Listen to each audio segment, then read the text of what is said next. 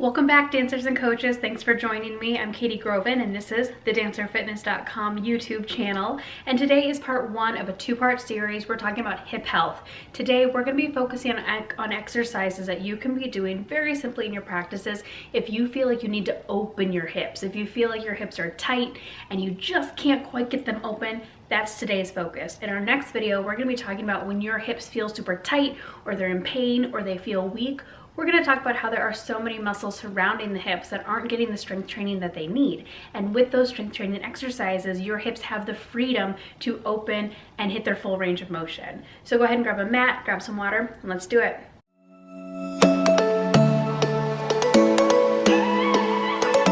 Talking about our hip health, there's three areas we need to focus on. We need to focus on a dynamic stretch to increase flexibility of the hips. We need to increase mobility of the hips, and then we need to increase the strength of the hips. So today I'm going to walk you through 2 exercises to increase flexibility, 2 exercises to increase mobility, and 2 exercises to increase the strength of your hips. Things are different. Your hip flexibility and flexibility in general is the ability for a muscle to lengthen. Mobility is the ability for a joint to move through a full range of motion. So try this with me. Imagine our shoulders are our hips. Put your arms out to the side. Now, you can be as flexible as you want, but if your joints don't allow the hip to go through the full range of motion, you're not gonna have your splits, you're not gonna kick up by your face, and you're not gonna be able to do all the skills that you want to. So if we imagine, we need to be able to turn our hips out and have mobility so that when we bring our hips to their full range of motion, they go where they're supposed to.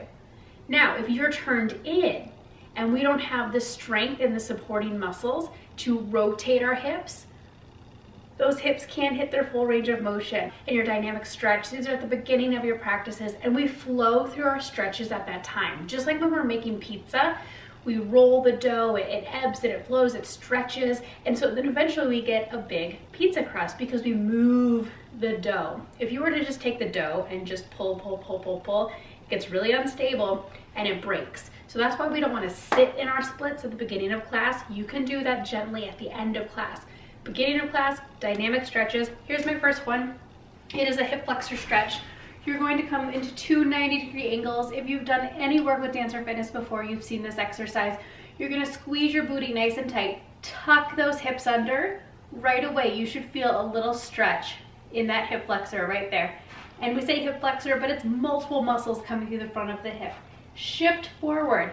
Feel that even deeper. Keep the belly pulled in tight. Keep the hips tucked under and keep squeezing your glutes. If you relax in this at all and you get that arch in your back, we've lost the stretch, we've lost the tension on the hips. So squeeze, shift forward, come on back, forward. Let's do 3 more together. 3, feel free to add an arm, 2, and 1. Switch sides, 2 90-degree angles. If you're doing this on a gym floor, have your dancers press their heels through the floor. Do that for me. Press your heel down. Feel how that elevates, that activates the legs, it elevates you a little bit. Make sure you do that instead of sitting here in dead weight. So tuck the hips, squeeze the booty, and shift. You feel that? You can hang out here for just another second, but we want to make sure that we're moving through our stretches. I like to do 5 to 8 of these on each side. 2, 3, 4, and 5. The second dynamic stretch for opening our hips. This video today is about how we can open our hips, become more flexible, more mobile in the hips. Our next video is about if you have tight hips and you feel like they're really weak. We're going to focus on that next in the next video. So keep an eye out. Turn the leg out to the side, parallel. This is a half frog stretch. Send your booty back. You should be feeling a little bit of a stretch in that hip flexor, and then all you're going to do is rock forward and back. 2, 3, 4, and 5. You can move through these nice and slow. Don't feel like you have to rush. We'll switch to the other side. Leg goes out, parallel. If we turn out, we get a little bit more of like a hamstring, adductor stretch. I want to keep it parallel to get that hip isolated. Ooh, I can feel tighter on this side. Here we go. Rock it forward. 2, 3, 4, and 5. So with those 2 dynamic stretches, that's going to be one of the first steps to increasing the flexibility of your hips.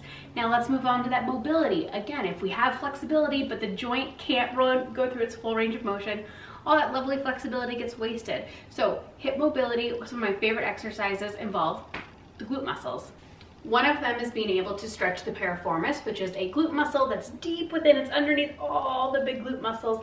But what I like about this is that it creates the ability for your hips to open. So if you're working on turnout or your splits, being able to open those hips, these muscles are gonna help.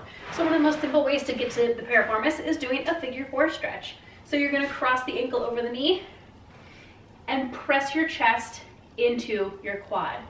Now, if this is too intense for you, release your chest away from the leg, but I like to press myself up as flat as I possibly can, just a few times, and then we can switch. Now remember, we don't want to be sitting in our stretches at the beginning of class. We want to just give them a little bit of movement. So once again, if this is too intense, back off, or if you want more, press your chest in. And I always like to give my dancers the option, if this feels great, they can do it. Otherwise, they can go into a half pigeon stretch. They may feel the stretch more on one side versus the other. Make sure hips are facing forward, back leg is directly behind you, and then fold in half. Here it's very easy to sort of rock side to side. You'll be here for about 20 seconds. Give that back leg a little bit of a stretch, and then you can come back up and switch to the other side. Before you have your dancers fold in half, make sure that both those hips are facing forward, and then they drop down. The second exercise I want to walk you through for hip mobility is called a 90-90 hip. 2 90-degree angles in the hips, sit up nice and tall, and then we just rock our hips side to side. You might hear a little bit of cracking, a little bit of popping. And the goal here is to get our hips to go through the full range of motion of the joint.